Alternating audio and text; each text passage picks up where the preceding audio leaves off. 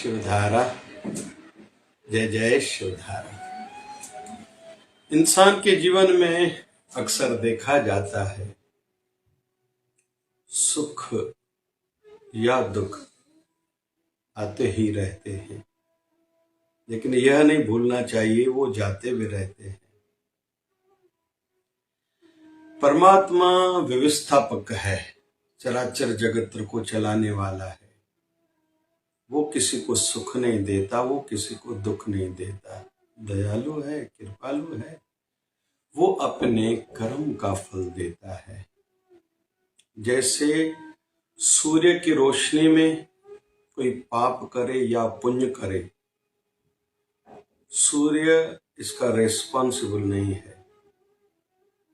सूर्य का काम है प्रकाश देना। सूर्य को न पुण्य मिलेगा न पाप लगेगा। जो जैसा कर्म करेगा उसको वैसा ही फल देगा। वैसे ही परमात्मा है, तो जो जैसा कर्म करता है उसको वैसा ही फल देने वाला भी प्रकृति के माध्यम से परमात्मा है। और एक परमात्मा की प्रकृति द्वारा नियम है कि एक श्रृंखला सीरीज चलती है। कभी जीवन में सुख आते हैं तो सुख बढ़ते ही जाते हैं, इधर से भी सुख, उधर से भी सुख, उधर से भी सुख।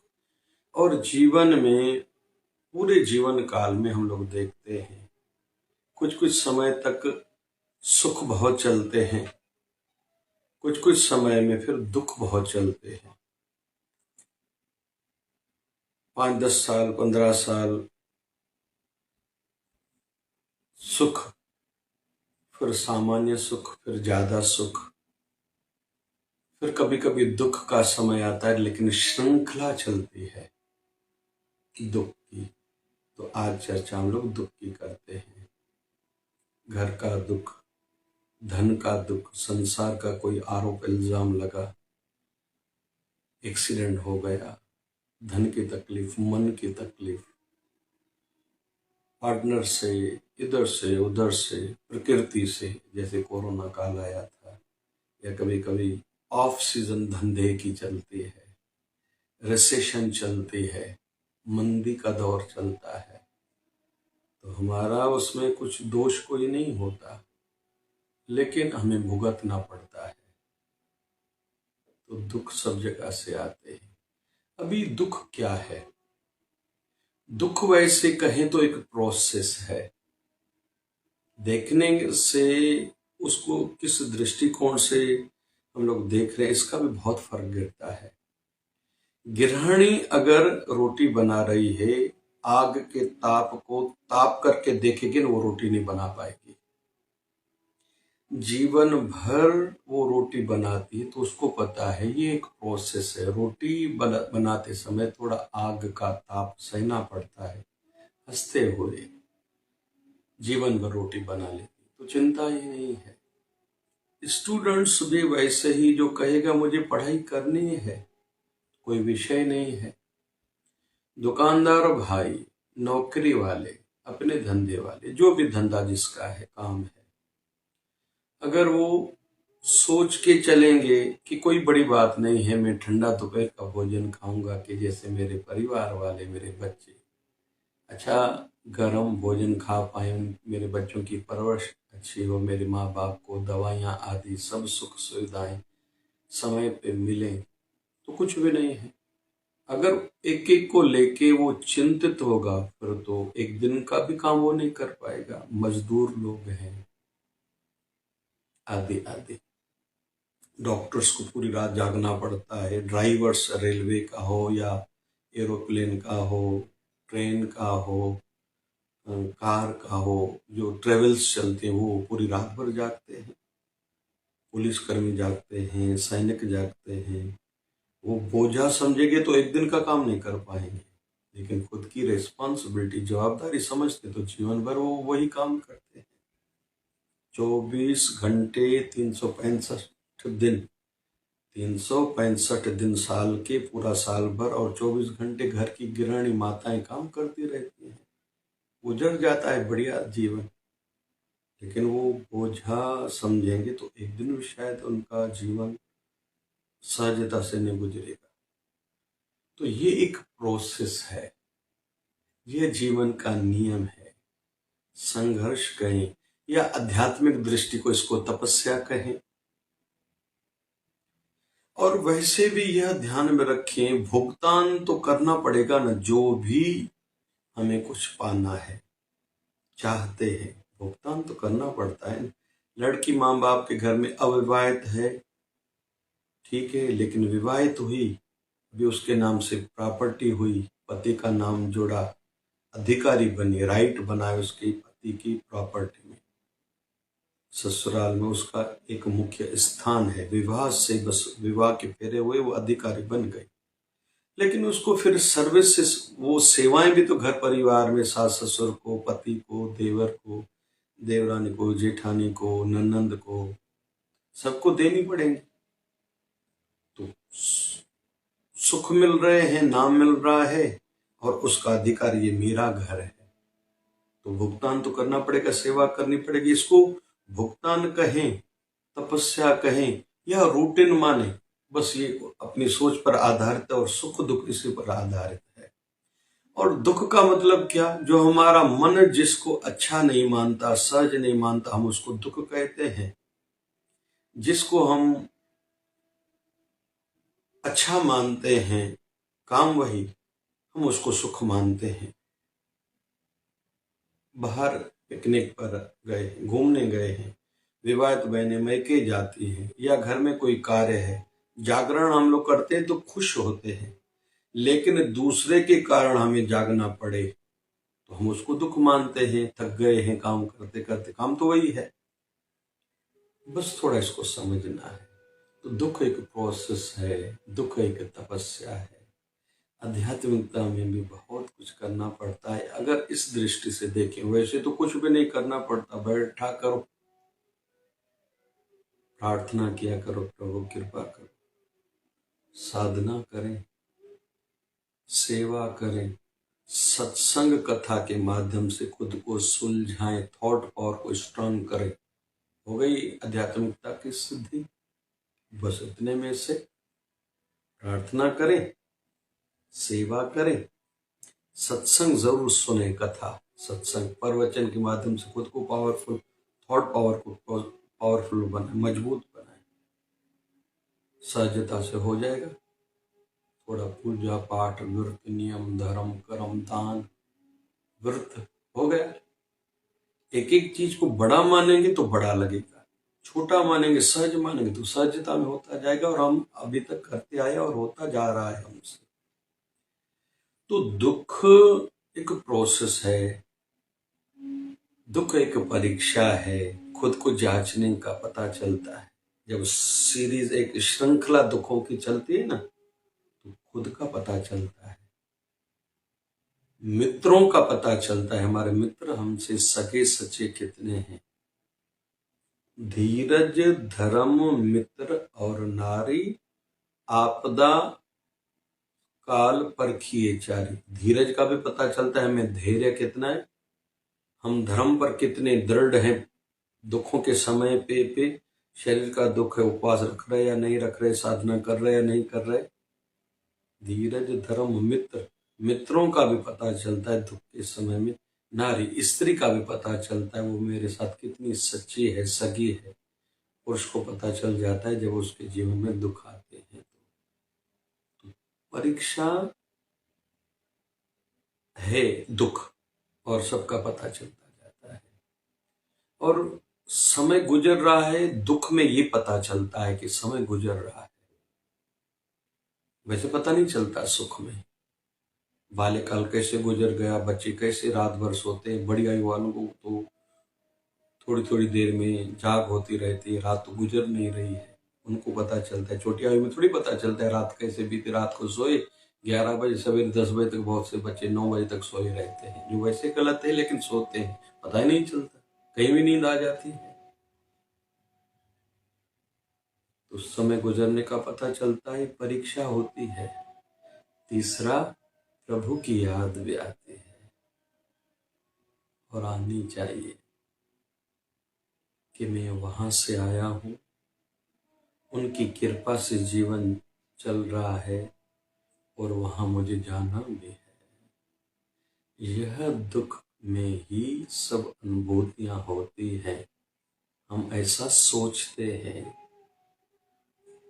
जीवन को पैसा, पद, प्रतिष्ठा, परिवार का मूल्य कहाँ तक है, क्या है, भी पता चलता है दुख में, सुख में नहीं चलता है।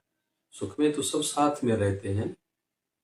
खुद में ज्ञान कितना है, ज्ञान फिर अनुभव में कितना है, इम्प्लीमेंट कितना हुआ है हमारे जीवन में। और दुख की सीरीज चलती है, एक श्रृंखला चलती है। जैसे हम लोग देखते हैं भगवान राम जी के जीवन में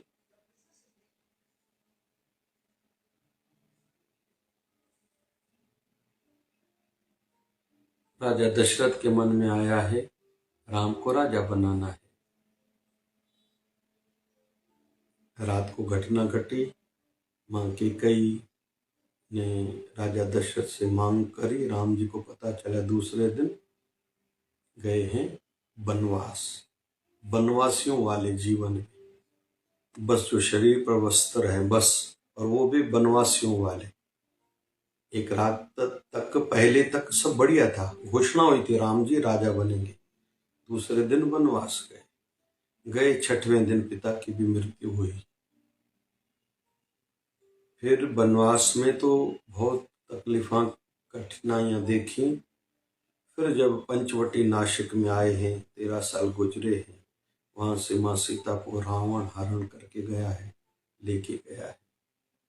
वहां वो वाला अंतिम जो समय था राम जी का, बहुत कठिन गुजरा था। पहले वाला तो कठिन गुजरा ही था, लेकिन अंतिम बहुत कठिन गुजरा। तो चलो वनवास से लौट के आए, रावण का वध किया, माँ सीता को लेके आए। फिर भी आके एक धोबी ने आरोप लगाया था, जो स्त्री पराये किसी पुरुष के कब्जे में हो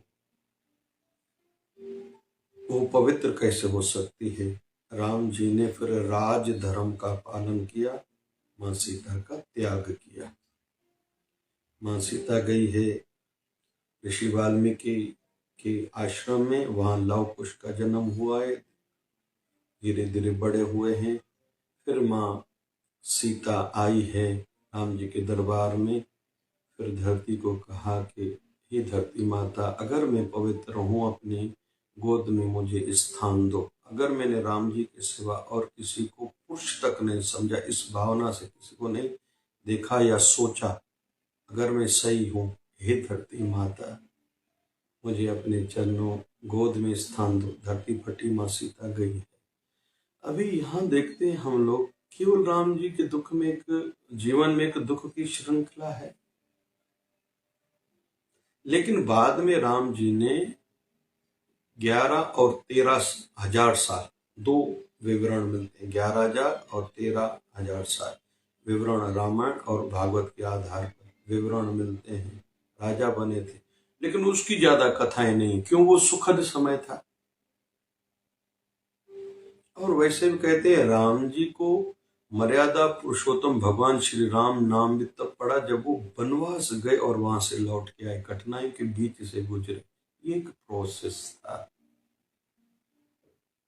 तो दुख एक प्रोसेस है, दुख एक तपस्या है, दुख एक जांचने का समय है, खुद को, अपनों को, अपने ज्ञान को, अपने रिलेशन पहुंच को।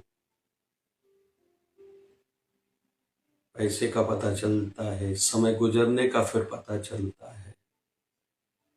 और कहते हैं दुख है, ये सत्य है। दुख का कारण भी है, लेकिन दुख का निवारण भी है। दुख है, दुख का कारण है, कुछ न कुछ ऐसा हुआ होगा जिसके कारण दुख हुआ, दुख आया जीवन में। लेकिन निवारण भी है, उपाय भी है। लेकिन दुख रूप बदल के आएगा भी जरूर, ये 4 सत्य माने जाते हैं। तो दुख को हम लोग कैसे देख रहे हैं? एक परीक्षा मान रहे हैं, एक प्रोसेस मान रहे हैं, या दुख भगवान हमें देके खुद की ओर आकर्षित करना चाह रहा है, या समय गुजर रहा है इसका पता चल रहा है। और एक एक चीज का पता चलता है, सगा संबंधी या सच्चा सगा मेरा कौन है, जीवन साथी अपनी, फिर पद की क्या एक सीमा है, प्रतिष्ठा की, दुनियादारी की, आदि आदि। अभी आते हैं हम लोग उपाय पर। दुख आए घबराना नहीं चाहिए। हम लोग गुरु गोविंद सिंह जी महाराज के जीवन को देखते हैं ना। जन्म हुआ था पटना साहिब में, 5 साल तक तो पिता ने पुत्र को नहीं देखा। गुरु तेग बहादुर जी महाराज ने गुरु गोविंद सिंह महाराज को, पुत्र ने पिता का दर्शन नहीं किया। मतलब गुरु गोविंद सिंह महाराज ने गुरु तेग बहादुर जी महाराज का दर्शन नहीं किया। 9 साल की आयु में तो पिता शहीद हो गए थे। चांदनी चौक आज जो दिल्ली का है। और गुरु तेग बहादुर जी महाराज जीवन भर संघर्ष चला, कई बड़ी लड़ाइयां लड़ी, 3 विवाह करने पड़े, 4 बेटे शहीद हो गए। सर्वंश कहते हैं कि उन्होंने बलिदान दिया था। जीवन भर तकलीफों के बीच में जीवन गुजरा। फिर भी 10वां ग्रंथ एक है गुरु ग्रंथ साहिब, जिनको उन्होंने 11वां पीठाधीश्वर करके स्थापना की थी, लेकिन 10वां ग्रंथ अलग उन्होंने एक लिखा है। और दयालु कितने थे। तीर जो भी चलाते थे किसी दुश्मन को मारने के लिए, तो उस पर 1.25 तोला सोना लगा रहता था कि अगर वो दुश्मन है लेकिन है तो प्रभु का रूप, उसको तीर लगे, जीवित हो तो उसी सोने को भी बेच के वो इलाज कराए, नहीं तो अगर गुजर जाए तो उनके परिवार वालों को ये 1.25 तोला सोना मिले। जीवन में कष्ट थे, लेकिन इतनी दयालुता का भी भाव था। कहते हैं कि जो उस समय तीर कमान आदि चलाते थे गुरु गोविंद सिंह जी महाराज, तो हथियार भी रहता था 225 किलो का। और कविता में रुचि थी, श्रृंगार करते थे।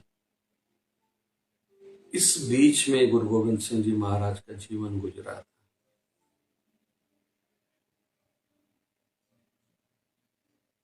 तो अभी हम लोग दुख के उपायों के संदर्भ में समझेंगे।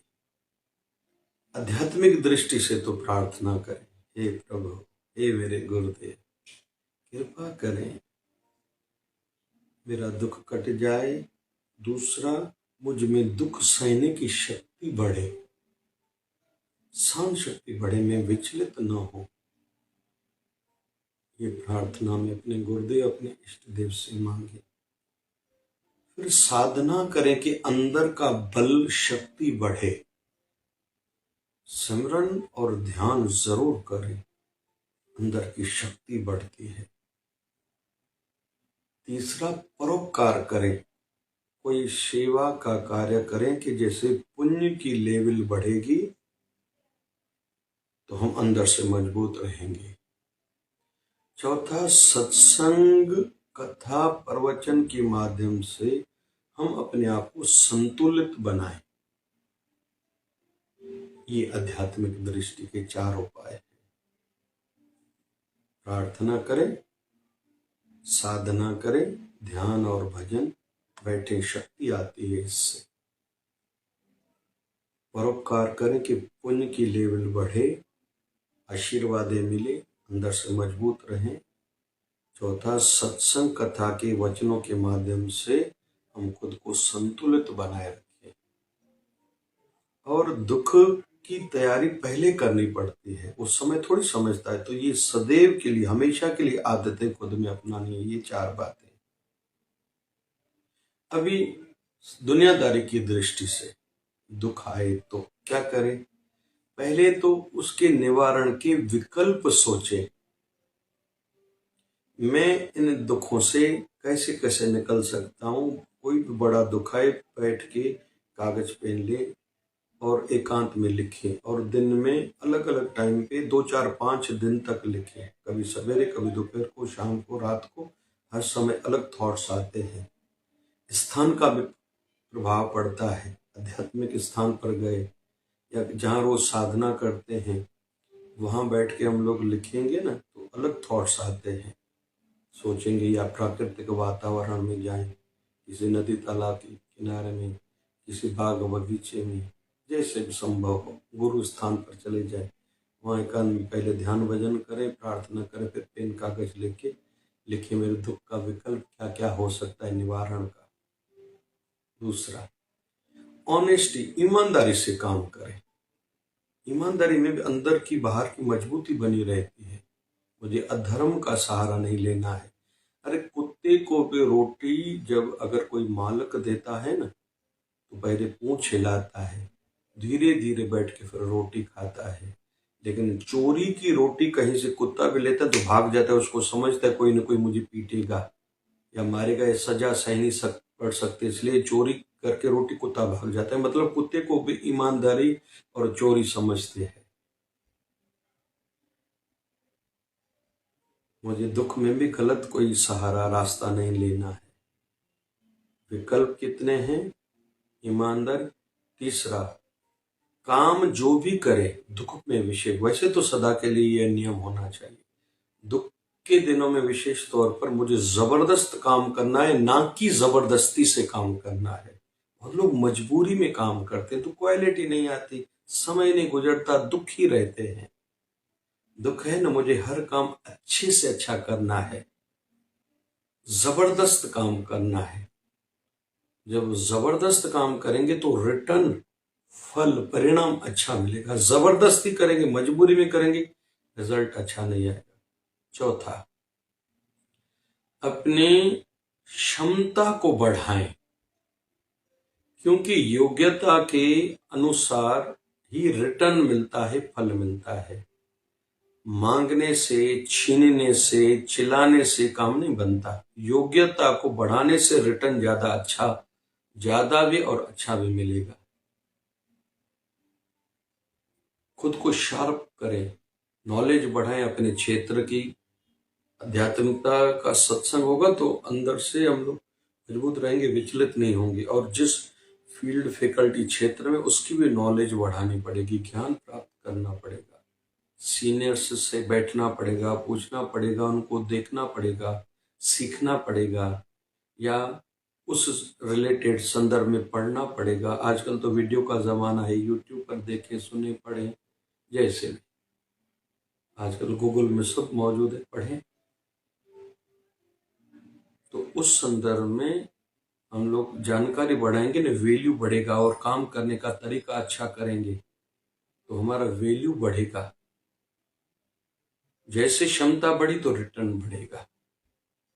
ये 4। और 5वां अंतिम, जैसे कहते हैं जंगल में बड़ा जानवर ज़ेब्रा रहता है, भारी शरीर हाथी का रहता है, किलेवर ज्यादा दिमाग वाला लोमड़ी माना जाता है, फुर्तीला ज्यादा चीता माना जाता है, लेकिन जंगल का राजा शेर है। क्यों? वैसे तो शेर ना कोई लंबा है, ना कोई भारी है, ना कोई किलेवर ज्यादा समझदार है लोमड़ी की भांति, और ना कोई फुर्तीला है, लेकिन फिर भी शेर क्यों जंगल का राजा है? इसलिए कि किसी ने, जैसे कहते ना, शेर को पूछा तुम में ना तुम्हारा कद बड़ा है, न भारी है हाथी जैसा, न ज़ेब्रा जैसा कद बड़ा, न भारी हाथी जैसा, न तुम होशियार हो लोमड़ी के जैसे, किलेवर नहीं हो, और चीते के जैसे फुर्तीले भी नहीं हो, तुझ में क्या है जो तुम राजा हो? बोले मैं मानता हूं उनका बिलीफ सिस्टम, उनका विश्वास, उनका attitude. I will do it, I can do it, I have to do. मैं कर सकता हूं, मैं करूंगा ही, मुझे ही करना है। यह जो अंदर का बिलीफ सिस्टम है, विश्वास है, मजबूती है ना अंदर, ये इंसान को कष्ट से बाहर निकालती है। और ये सदा के लिए बातें हैं, केवल दुख के समय की बातें नहीं है। मैं संसार माया हूं, I have to do great job, Swami Vivekananda ji Maharaj. मैं संसार में आया हूं कुछ विशेष करके जाऊंगा। जिसकी ऐसी सोच है वही कुछ करके जाता है। सदैव मैं गरीब हूं, हमें तो किसी का साथ नहीं है, मैं तो ज्यादा पढ़ा लिखा नहीं हूं, मैं तो नहीं कर सकता, तो वो नहीं कर पाएंगे। लेकिन जो कहते हैं मैं कर सकता हूं, करूंगा ही, जैसे तैसे कर लूंगा ही, वो एक दिन कुछ न कुछ कर जाते हैं। वैसे दुख के समय में मैं पार करके जाऊंगा।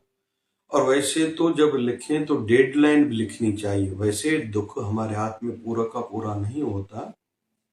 किसी के ऊपर कर्जा चढ़ गया या अलग अलग प्रकार के दुख आते हैं, लेकिन कहीं तो भी मैं इतने समय के बाद रिलैक्स रहूंगा, खुश होके काम करूंगा। अभी मुझे दुखी नहीं रहना, भले पैसा हो या ना हो, प्यार मिले ना मिले, अपने साथ में हो दूर हो, घर में रहूंगा या कहीं दूर रहना पड़े, जीवन में सक्सेस हुआ या चलो भगवान की इच्छा वहीं के वहीं पे रह गया, मैं अंदर की खुशी और शांति को भंग नहीं होने दूंगा। तो ये एक एटीट्यूड है, आदत है।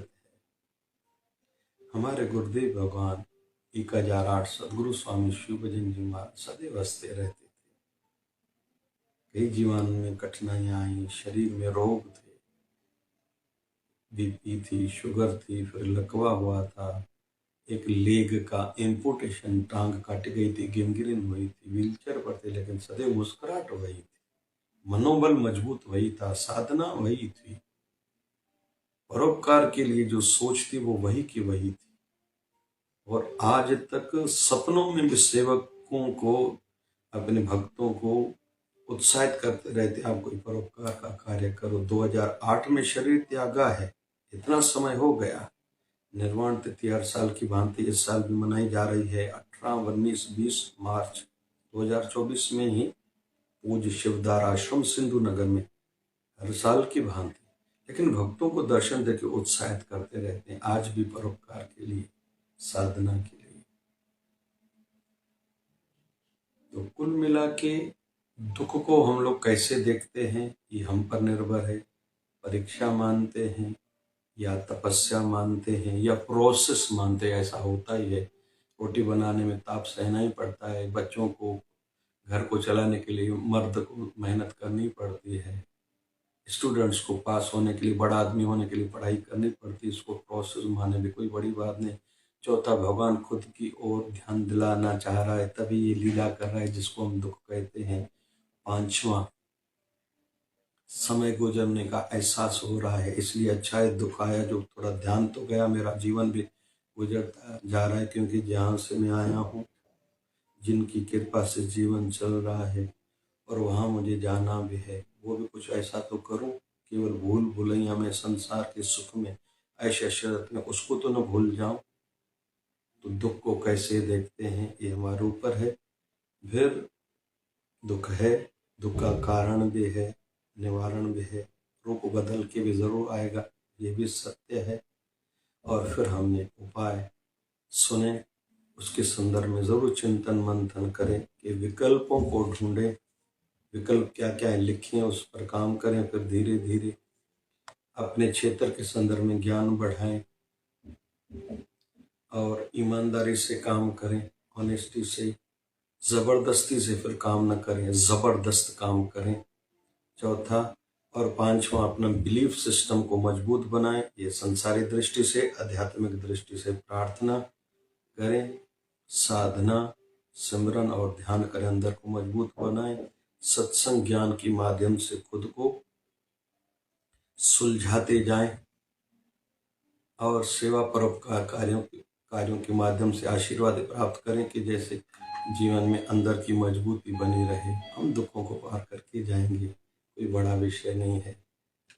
परमात्मा दया करे, बस इन पर थोड़ा ध्यान देना है, हमारा काम इतना ही है।